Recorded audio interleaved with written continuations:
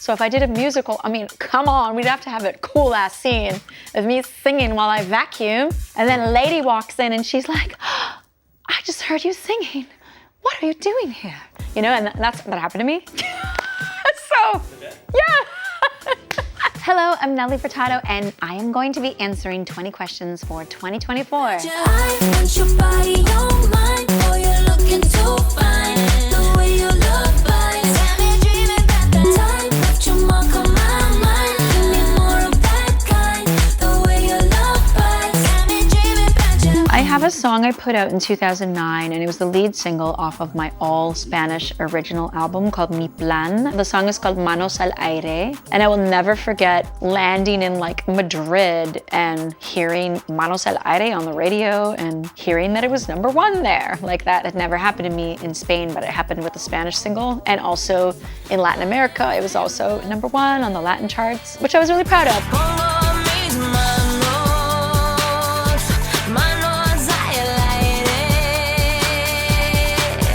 When I perform songs like Maneater live, it's almost like I get more joy out of watching the crowd react to those songs. For instance, in a song like Maneater, I feel like it's like a very liberating song, and I understand the energy of the song even more 20 years later. Like right now, I feel like an actual Maneater. I just feel the song in a different way.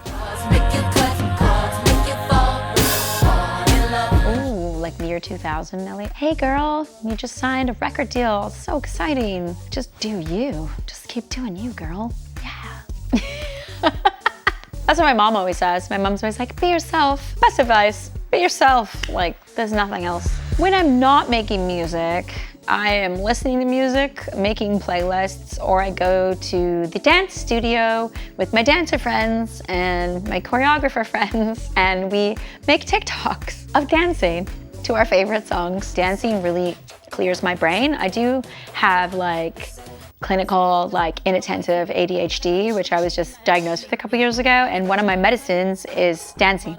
So I go to this dance studio and I apply my brain and I focus for like 3 hours, and I feel incredibly together after that and incredibly organized. For some reason it like resets my brain. So yeah, dancing is one of my major hobbies. I don't know, when I was a little girl, I worked at a motel. Like I was the chambermaid. I cleaned hotel rooms. I started when I was 12. So if I did a musical, I mean, come on, we'd have to have a cool ass scene of me singing while I vacuum. And then a lady walks in and she's like, oh, I just heard you singing.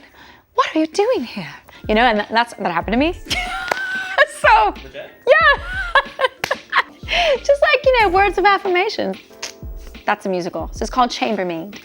I literally was just at a festival where I played in between Anita and Christina Aguilera, and I was in the middle. Clearly, I was side stage for Anita, and she came and gave me a hug mid-set, and it was like, yeah, so exciting. And then after that, I came back and watched Christina, and as I became a fangirl again. I thought I was gonna run on the stage, and like, they let us too close to the stage.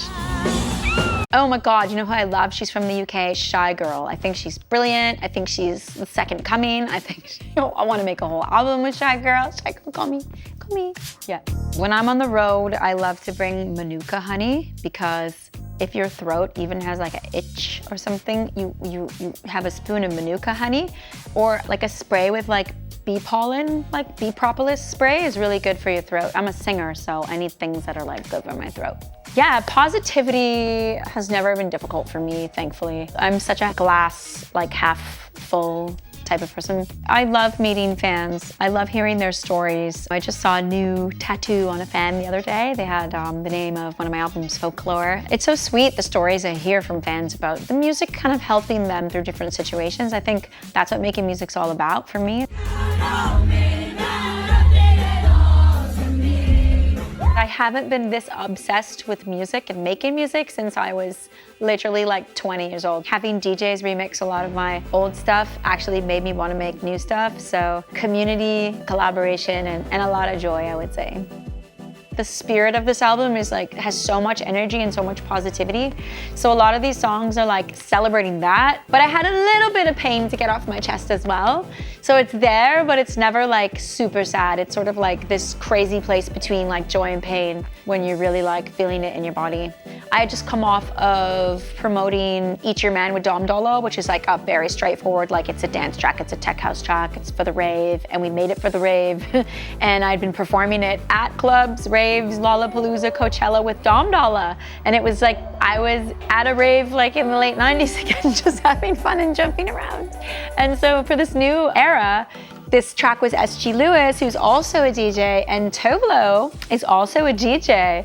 And so the three of us, we just kind of got together and partied on this track. It's just a continuum. It's just organic.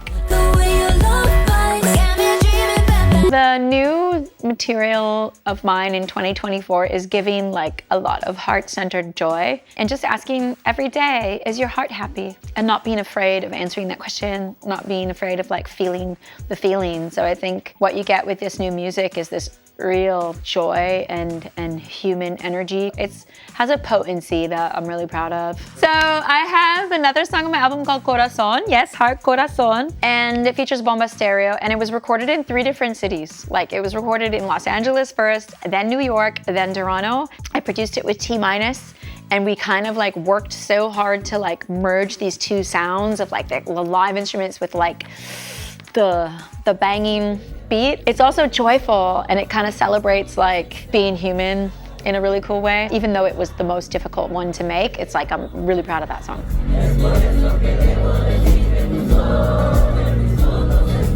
I actually got a film role off of my part in Say It Right, which looks like I was playing myself, but in my head, I had a whole narrative going on.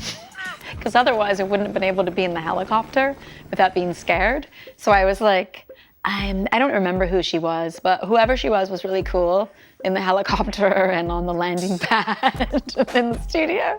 So I'm so happy about the 1 billion views of Say It Right. Blows my mind, I can't believe it.